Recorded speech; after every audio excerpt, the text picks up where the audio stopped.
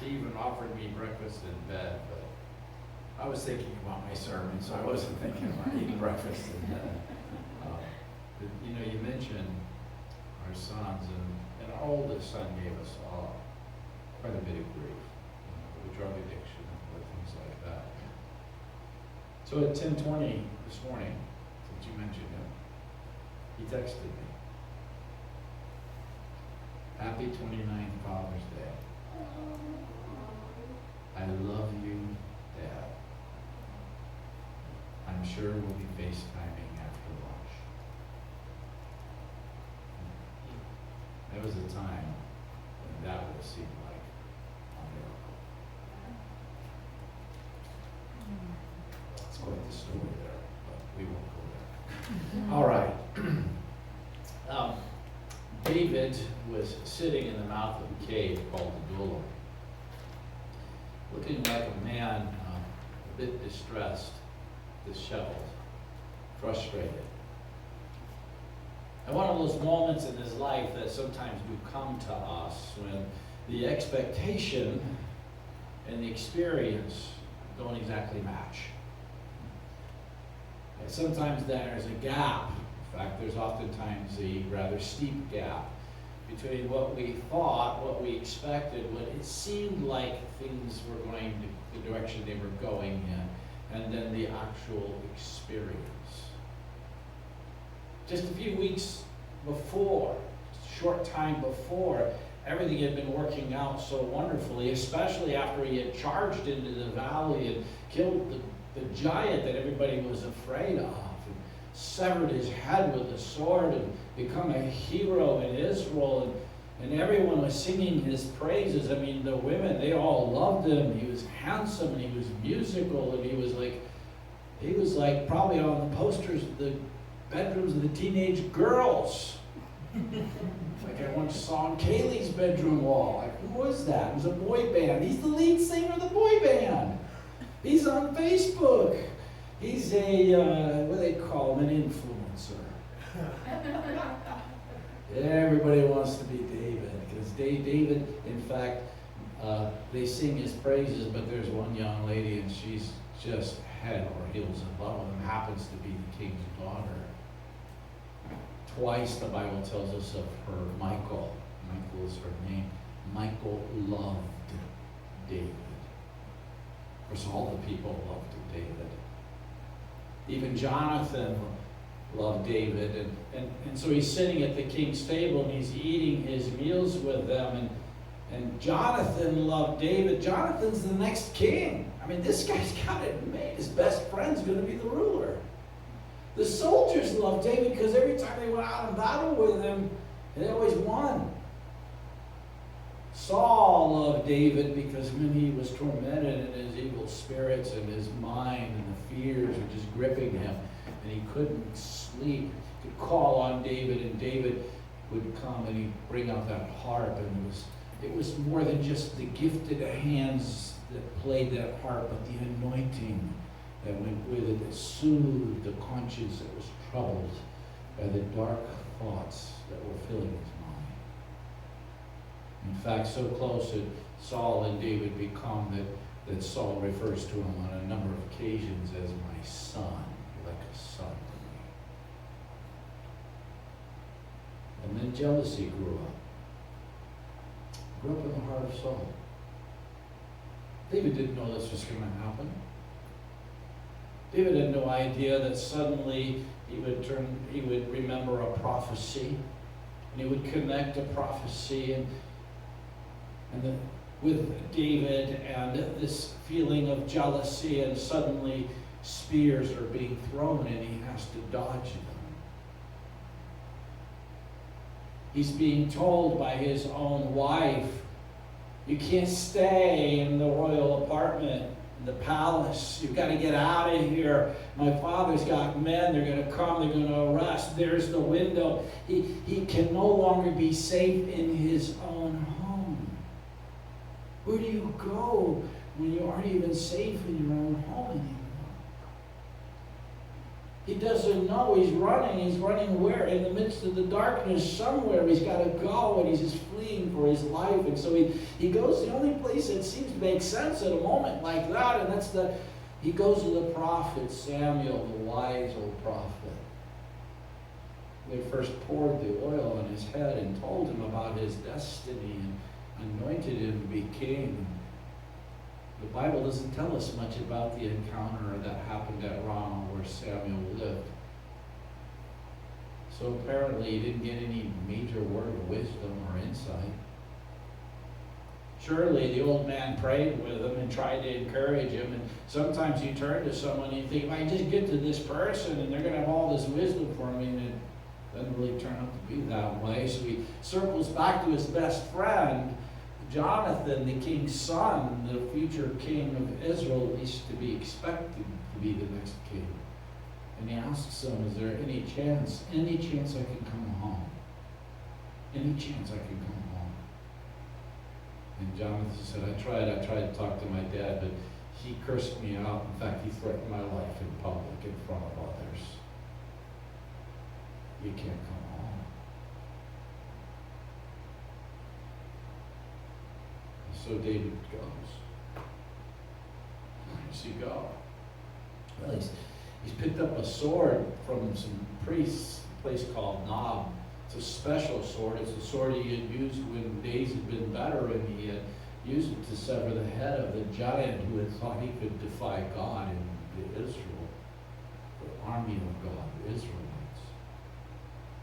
So he's got that sword and he's running for his life, only to find out that Saul realizes that David had been a Nob, and Saul, in his intense jealousy, sees him as having aided his enemy, and 70 of these priests are slaughtered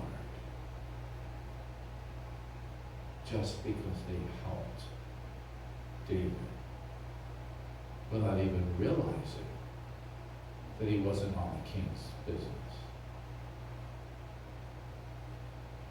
And so David goes to one place and he figures he can go. I mean, when you're in a place and it seems like nothing's working out, all the normal answers are not there, and what you thought, the expectations you had of your life, the experience is far different from that. And you're like, where do you go?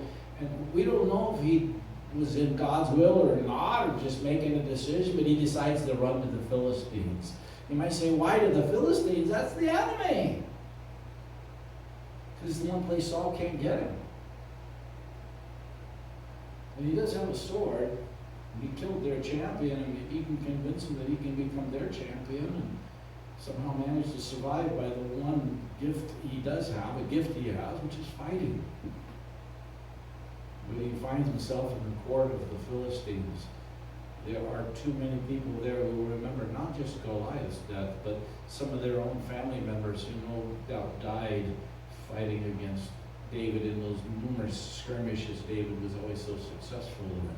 They're whispering about him, and he can tell the mood's changing, and he's probably going to die, and he's probably going to die slowly. And in his desperation, he just pretends to be insane. It's a way of trying to escape the situation. I mean, why would this great champion of Israel run to the Philistines? Maybe he's just cracked up. People do that sometimes. In the ancient world, they could see people just lose their minds. The fears, the struggles, the mental inability to control their thoughts. And so maybe that's what's happening. Scrawls crazy things on the door. And he lets drool drip down his beard. No self-respecting warrior would ever do that in the face of their enemies. And he hears their laughter, he hears their cackling, he hears them pointing and laughing at him. And his face is filled with shame, the humiliation. He feels like an absolute nobody. Loser! They decide to leave him alive. Why do they decide to leave him alive? Because he's a fool. He's cracked up. He'll embarrass Yahweh. He'll embarrass the God of Israel. We'll just go ahead and leave him alive. Because he's harmless. Fool. So he has to leave that horrifying experience, and he goes to this cave, just wants to be alone. Isn't that what you want to do in a moment like that? You just got to get alone. It doesn't make any sense. I mean, it's one thing when one bad thing happens, but then another, and at this point, fear. Because, one bad thing happens, you can handle it, but the second and third thing, and everything's falling apart, you wonder what's next. I mean, his mind, he's filled with fear. How do you know he's filled with fear? Because the song he's going to sing in a moment, he's going to talk about the fear that he's wrestling with. That was read earlier. Fear. So he's sitting there in the mouth of this cave with his sword strapped to his side, the sword of Goliath. Kind of a physical reminder of better times. And his hand probably shaking because he's so shook up and fearful. And the hilt of that sword. Trying to make sense out of a life when his experience is nothing even close to what he expected. And then he hears a strange sound. Probably jerks, because in that state of mind, freaking out. Just somebody showing up in the mouth of this cave. Some other loser, someone else for whom life isn't working out, is showing up. And then a couple more, and a few of these people who've been falling between the cracks. The Bible tells us that Saul's not only turned on David, but he's turned on a lot of other people too. Some of them are showing up. Abiathar, for instance, survived the slaughter of the priests at Nob. I mean, he last heard the screams of the death of all of his family members and running for his life. And you can imagine, we don't know for sure that he shows up at the cave with somebody like him, all hurt, confused, angry, bitter, fearful. And David at that moment probably feels he has nothing left to offer, and yet people seem to see something in David that David can see in himself because they're showing up. They're voting with their feet. Perhaps at this moment, this guy who had always, everything worked so well for him and everything had turned out so, he was the golden child. Now they know he understands us in a way he never would have understood us before. Some of them probably still see him as a leader, even if he doesn't see himself that way anymore.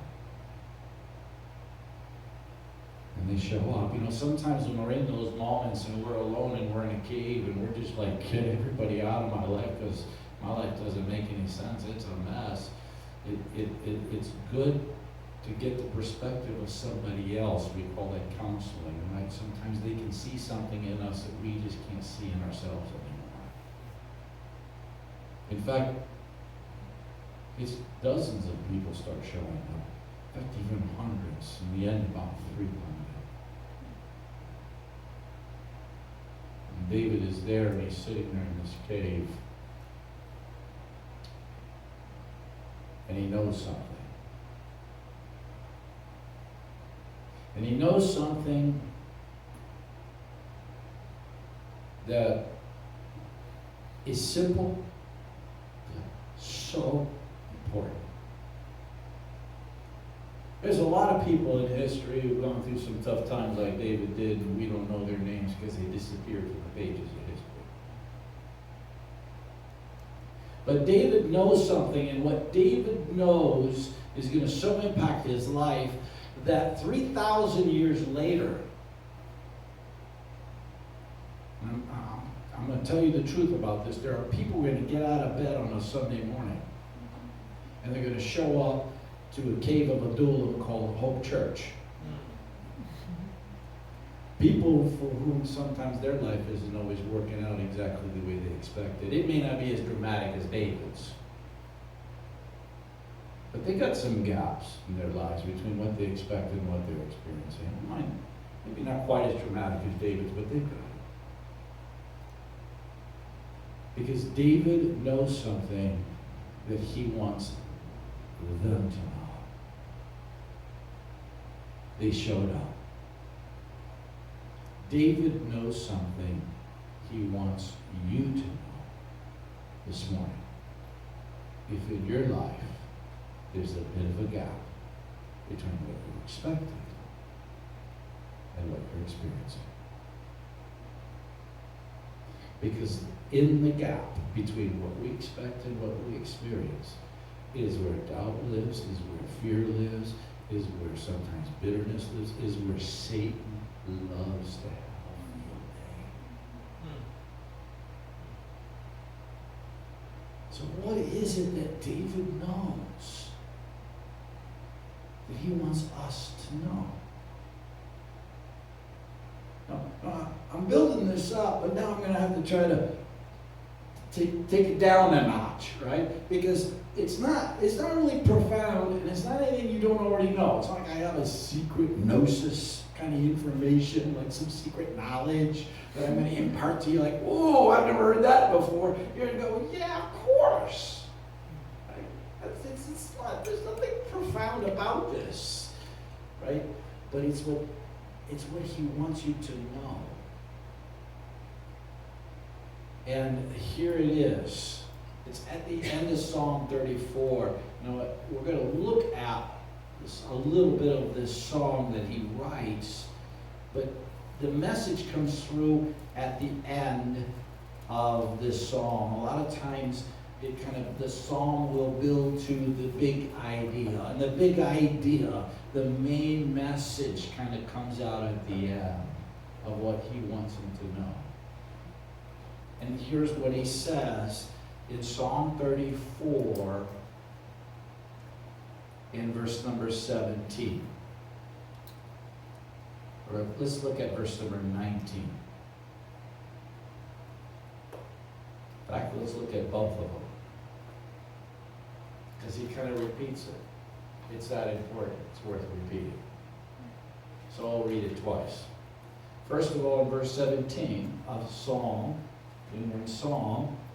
34, it's a Psalm of David that he writes at the cave of Adullam.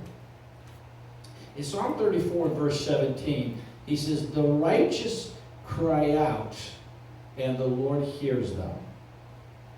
He delivers them from all their troubles." And then verse 19, which I consider the key verse of the whole passage, the great truth he wants to get across. The righteous person may have many troubles. You can be righteous and have troubles, and he even uses the word many, because that's certainly what he's going through. Right? The righteous person may have many troubles. That's an honest statement and evaluation of what life is like in a fallen world. But the Lord delivers him from them all. That's the truth he wants to communicate.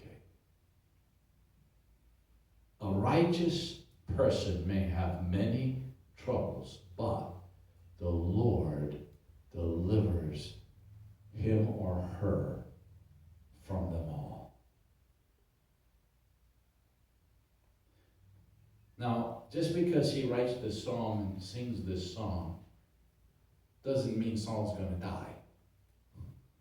Saul's still going to be out there hunting for him. See, here's the thing that David has to come to realize, that we sometimes come to realize, and that is that we don't really control what happens to us. We like to think we do. Right? Oh yeah, we like to think, oh yeah, I'm in control. And sometimes it feels like you're in control because things are working out, and it's I can do this and this happens. And we can influence what happens to us. We're not just simply victims. We can influence it, but we don't control it. And when you go through a time like what David's going through, when you go through a time when you're living with the gap between expectation and experience, you are being reminded of the fact you don't really control what happens to you. And it can make you angry. And it can make you bitter. It can make you feel like, what's the use? It can make you doubt. And it can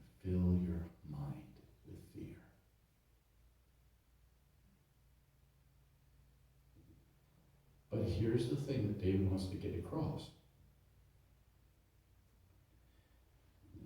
And that is that while you do not control what happens to you, you do control what happens in you.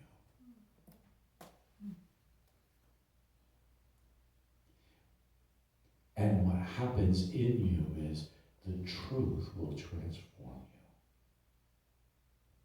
And David understands the truth that God will deliver the righteous from all the troubles. But the problem is this: the truth's out there, is not necessarily buried in his soul. I know you know that God delivers the righteous of all their troubles. You knew that before you came in. You've known that for years.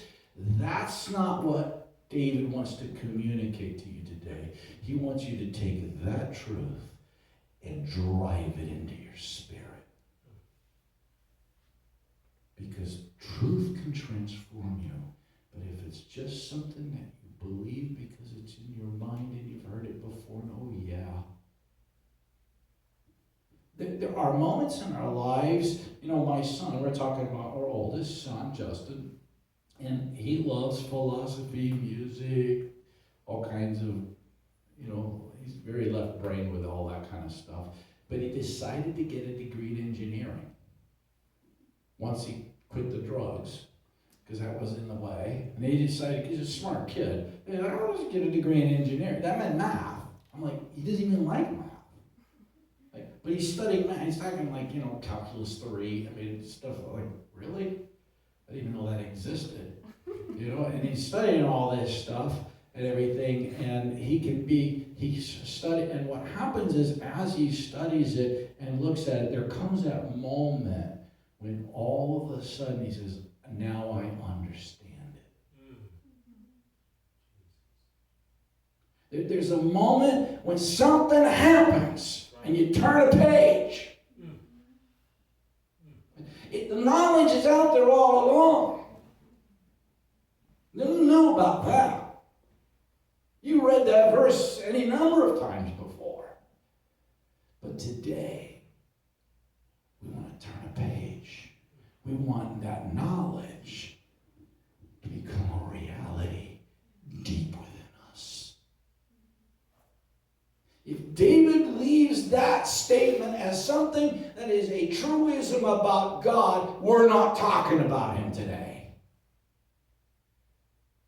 It becomes something that transforms him on the inside. And how do you get the truth that has the power to change your life? If God's truth, God's word can create the universe, it has the power to transform your life. But how do you get that power to be released in you? Now, there's a number of ways it could happen. But in this instance, in this story, in Psalm 34, the way it happens is when you begin to worship. When they begin to worship, they begin to take their spirit, they begin to take their soul, tied up because of sin, because of hurt, because of pain, because of laughter of people who told them they were losers, because of the failure, because everything's falling apart. That's what we do. That's what we do. And he says, when you start to worship, this is what happens is you start to open up. It's hard sometimes at first. You start to open up. Saying, Holy Spirit, you have the power, your truth, you can step in and you can begin to work in me so that what is true as an idea, true because I have mental assent, becomes true in the very core of my being. And worship is how that happens in Psalm 34. Now that's one of the longest introductions to a text you've probably ever heard. but Lord Lee has warned me about preaching long. I've been strictly forbidden to do that. So I won't do that. We are not going to go verse by verse through Psalm 34, so you can just relax. I'm just going to go through a couple of verses of it, and then I'll just quit. Because Laurie's here. And I love her, and I'm just a little bit afraid of her, too. Are you a little bit afraid? Okay, all right. All right, so let's now go back to Psalm 34. Let's listen to what a man of God says and does when life's falling apart and the expectation and the experience, there's a big gap. And what he wants to communicate to people who have similar kinds of experiences just like you and I. Here's what he says. Psalm 34 and verse number 1. He starts with the word I. In other words, he's going to make a decision. He's going to make a choice. At a moment when it seems that everyone else is using their power to control him and turn him into a victim and make him feel like he's powerless, he starts off by saying, I still have the ability to make a choice. Sitting here in the opening of this cave, surrounded by people for whom life's not working out for, I'm going to decide on something. I will. Now, will doesn't mean he's doing it yet. It's future. But he's making a commitment about something he's going to do in the future. I will. When the service ends, we're going to be worshiping at the end of the service. You make the decision right now. No matter what you're going through, no matter what kind of hurt you might, no matter how tightly you bound up your insides because you don't want to get burned again. I will extol the Lord. In other words, I'm going to start talking about his goodness, his greatness. I'm going to start. What happens when you start doing that, of course, is you stop thinking about all this stuff you're going through and all your own hardships. Instead of it being about me, it becomes about him. Boy, at first, it's a battle. Sometimes I'm trying to get to a place of worship and I'm hurting. I'm still thinking about what I'm hurting about, and I'm struggling to focus on God. But he says, I don't make a commitment, even if it isn't easy. I will extol the Lord. And then he adds, at all times. Boy, it means something coming from David in a moment like that. Not when it's easy, at all times. Because he's still on the throne. My hardship didn't mean God left his throne. My difficulty doesn't mean God suddenly doesn't love anymore.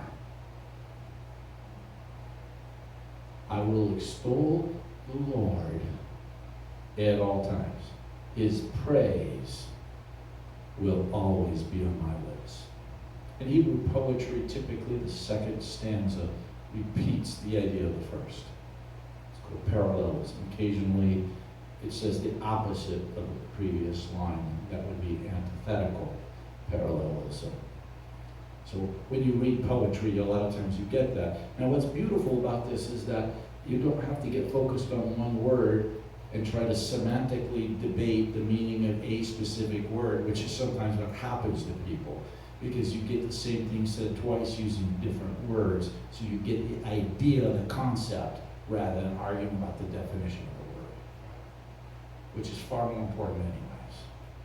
So in case you didn't quite grasp what he said in the first line, he repeats it using slightly different words in the next line. His praise will always be on my lips. And then again, I will glorify the Lord. And now he is aware of all of those who have come into this cave. been trickling in. Let the afflicted. He's talking about you and I. Let the afflicted hear and rejoice. And then he invites you to join him in his commitment to worship. Abiathar may well be sitting there. His family just got slaughtered. There's other people like that.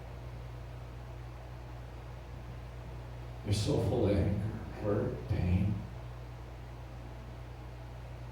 He says, I'm inviting you. Glorify the Lord with me. Let us exalt his name together. I could just imagine the scene. If Abiathar is actually present in that moment, how hard it would be for him to just be able to mouth the words to begin with.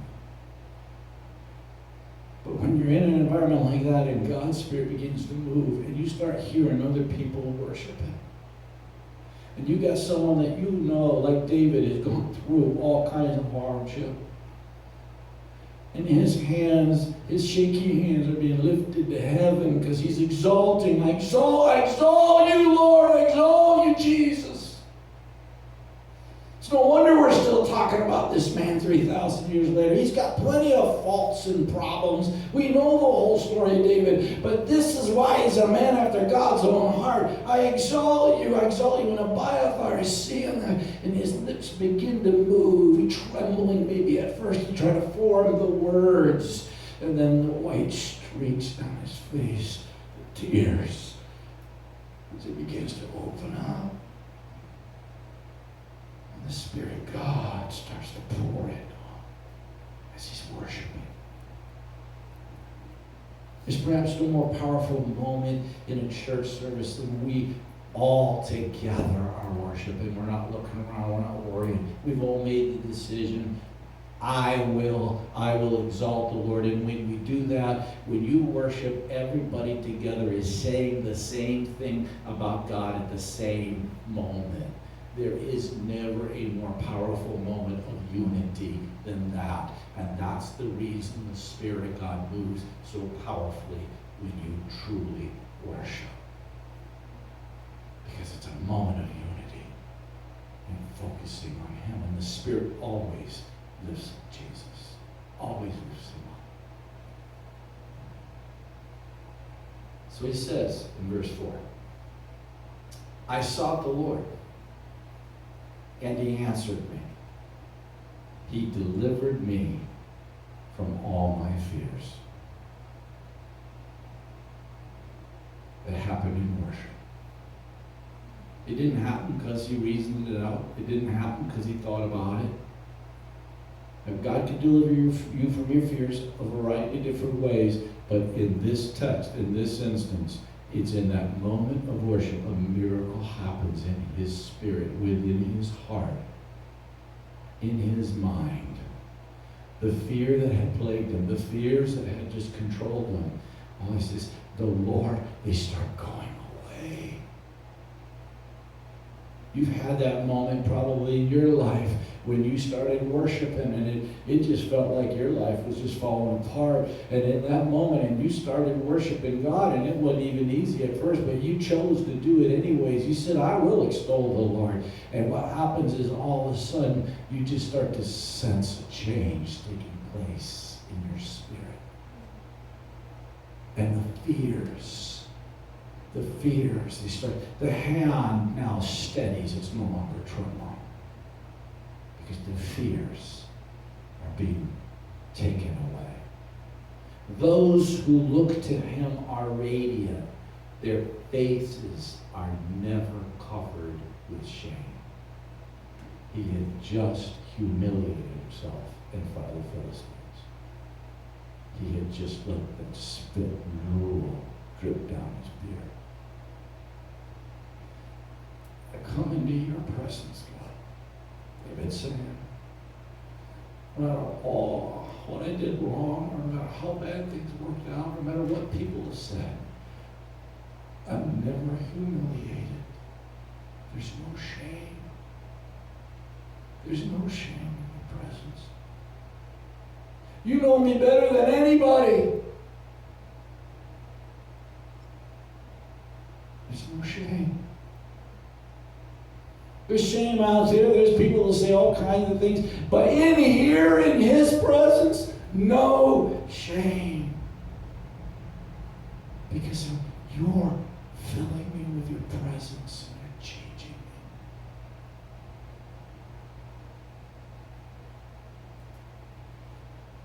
me. This poor man, verse 6, called, and the Lord heard him and saved him out of all of his troubles.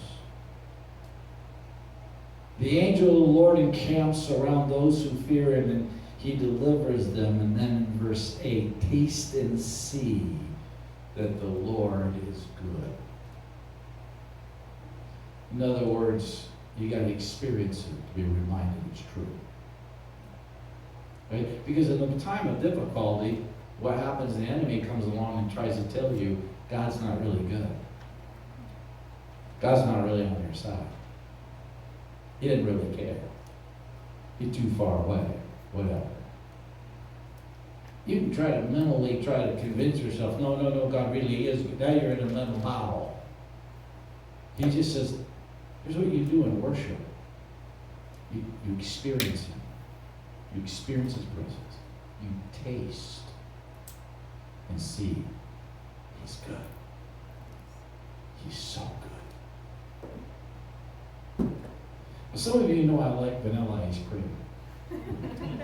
I've been pretty intense, so let's like a little break from the intensity of what I've just been doing. So, I love vanilla ice cream. Now, you ask me, why do you love vanilla ice cream? Because it's the best. It's a simple answer. There's lots of flavors. There's lots of things out there I can taste, right? But vanilla ice cream is simply the best, and I know that if I get one of these other flavors, and they give them all kinds of fancy names, don't be fooled by the name, right? It's not as good as vanilla. Vanilla is a simple name. Now, occasionally I'll go for golden vanilla. Depends on the mood. But normally it's just vanilla. That's what I want. Just a simple name. Because when I taste it, it's good. It's always so good. Right? So my wonderful wife, she tells me on Friday, I just got through teaching these intensives, and these are like, you teach 8-hour day classes day after day.